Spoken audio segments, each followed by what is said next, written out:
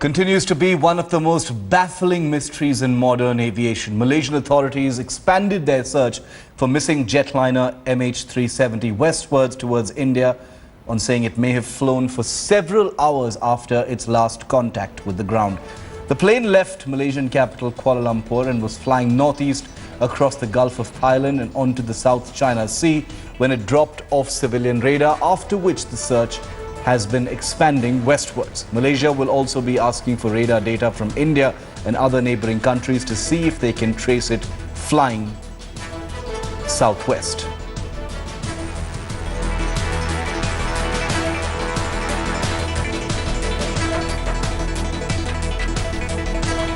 Joining us live from Kuala Lumpur is Headlines Today's Associate Editor Atir Khan, who's reporting for us from Malaysia and tracking every single development in this rapid search for that missing aircraft, one of the world's biggest mysteries, as we've been saying. Atir, we understand the search has been extended to the Andaman area, the Andaman Sea and the Andaman Islands as well now.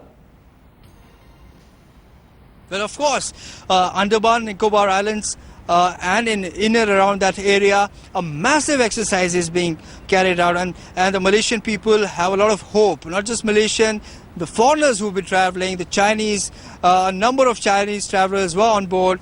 5 of Indians were on board. So there are people from different parts of the world. So there is interest by various countries, some 12 countries, as I told you, which are interested. But now, since the focus has shifted towards the Andaman Nicobar Islands, the Strait of Malacca, since the aircraft was seen moving towards, it is suspected, though there is no confirmation, it is suspected that it was moving towards that direction. That area becomes absolutely crucial.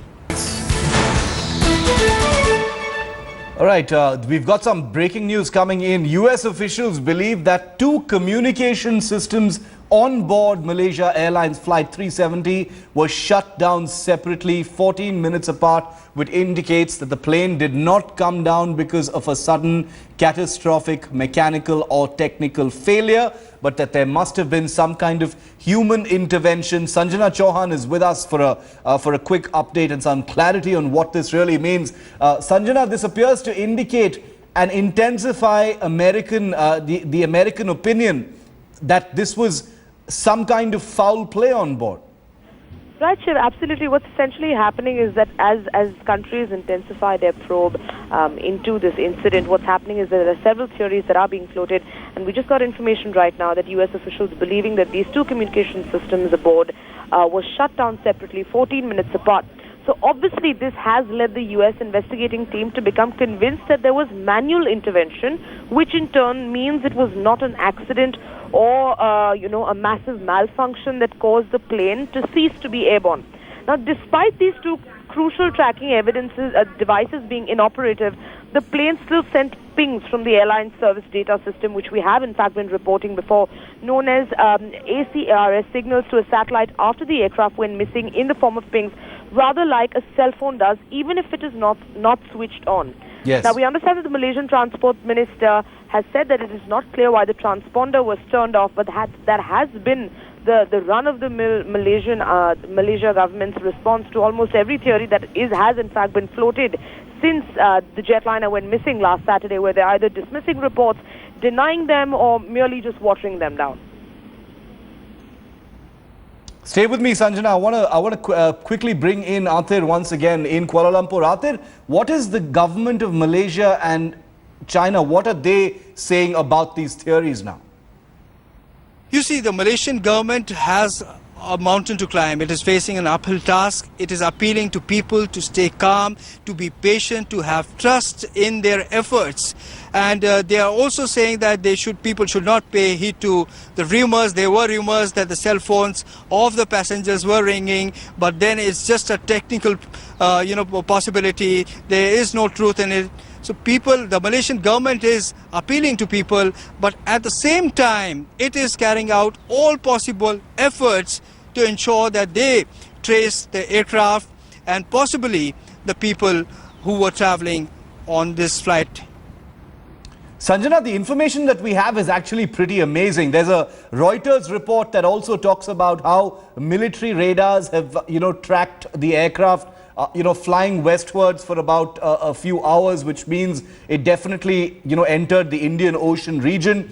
You've got American, this American word from intelligence agencies there talking about how there was, a possible manual intervention on board to switch off the transponder and the other electronic devices on board that aircraft, all fueling speculation, of either a hijack or a hijack gone wrong. I mean, you look at it. It's 12 countries. It's the fifth search expansion. Yes. 7 days, and the comments and the reports that are finally emerging after a week, for the first time, there is a first clear indication that foul play is the main focus of the official suspicions in this Boeing 777's disappearance. For the first time today, there is some clarity that there might be a hijack, a sabotage plot. But at least it seems to be sort of veering in the right direction, because so far there were several other conspiracy theories being floated. Yes. Malaysian officials coming out and saying that the two suspected stolen passport holders, have no terror links, but the CIA went hammer and tongs at it, saying that you cannot rule out the terror angle. And today, with these developments coming in, with sources telling news agencies that they are in fact exploring this, and where they believe that the plane was deliberately flown to the Andamans, definitely now throwing more light on the terror angle of it.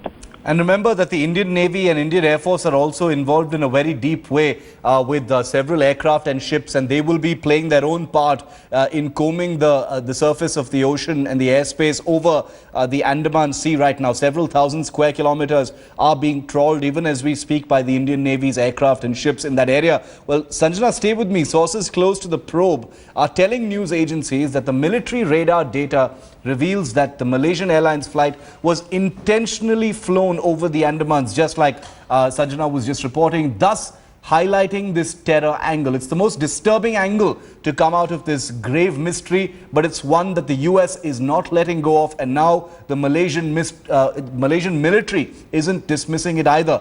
Another source close to the investigation has told wire agencies inquiries were focusing increasingly on a theory that someone who knew how to fly the Boeing 777 deliberately diverted the plane. Well, this new information, the first clear indication that foul play is possibly the main focus of official suspicions in the airline's disappearance, has taken things to the next level altogether.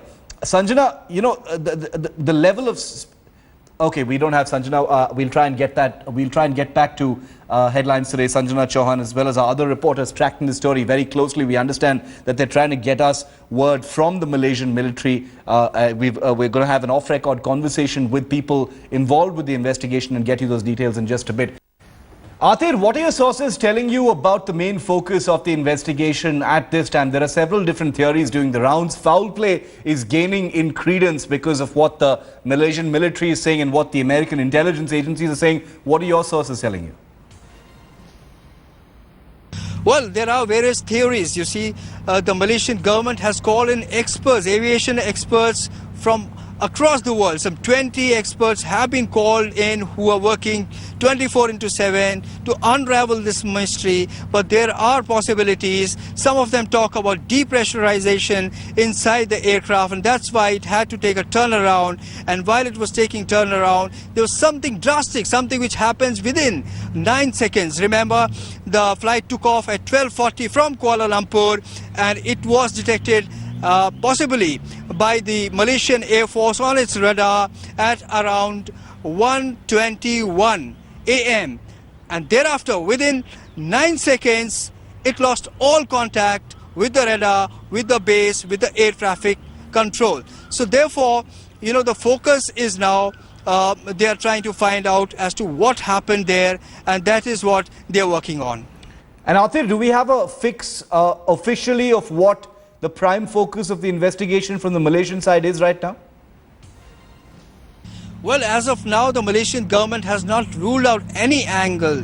They are facing a very, very challenging time. They are appealing to people to stay calm, to be patient, and have trust in the government. Well, they are working in several angles.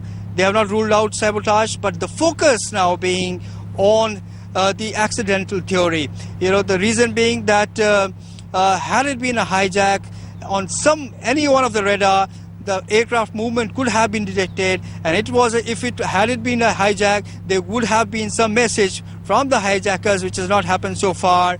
But as far as the in-air accident is concerned, that is a possibility. But the focus now is for the Malaysian government to find the debris or any telltale signs, anything floating on the sea surface, to find out where has the aircraft gone. So the focus is on the accidental theory at the moment. Thing is, what's confounding is how a plane, the complexity of the Boeing 777 can go missing in this day and age, given the supposed advanced technologies on board that aircraft, the safety features, the communications kit that are integral to aircraft of this kind. Let's go across to my colleague Ruchika, who's going to actually break this down for you. So where did Malaysian Airlines jet vanish? Where did MH370 go? That's the million-dollar question. And let's now look at the safety gear that these planes are loaded with. We're looking at 377. Let's look at the first feature. It's the aircraft's transponder code, which can be changed to indicate cockpit intrusion in case of emergencies or even hijack, and allows easy identification of aircraft on radar. That's the first feature. The second one, of course, is the integrated airplane information system. Now, this in fact provides the flight and maintenance crew who are on the plane, on board the aircraft, with the information concerned with overall condition of the aircraft.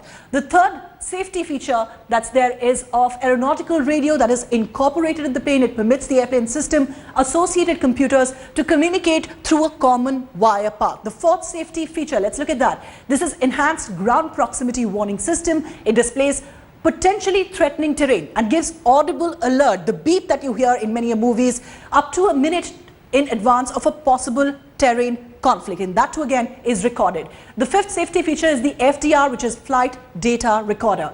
Now it records data from airplane sensors onto a medium designed to survive an accident. The data collected can help investigators determine the cause of accident. That's flight data recorder. And the sixth one is, of course, the fly-by-wire technology. The 777 actually uses wires to carry electrical signals from pilot control wheel column and pedals to a primary flight computer. So these are the basic features which the 777 is loaded with, but considering that even the wreckage of the aircraft has not been found, so getting access to a flight data recorder or other such features right now is all in the realm of speculation. Well, conflicting reports have only deepened the mystery. Reports say the plane flew 4 hours longer than originally thought, to which Malaysia has denied that report, claiming the last engine date was submitted when the plane disappeared. Malaysia says there is no reason to believe that the stolen passport holders belong to a terror outfit, while the Central Intelligence Agency in the United States will not rule out the possibility of a hijack, a terror plot or sabotage. There was another report that the Malay military detected a missing jetliner over the Strait of Malacca. While Malaysia's military denies having ever said they saw a jetliner, they do not rule a turn back of flight MH370.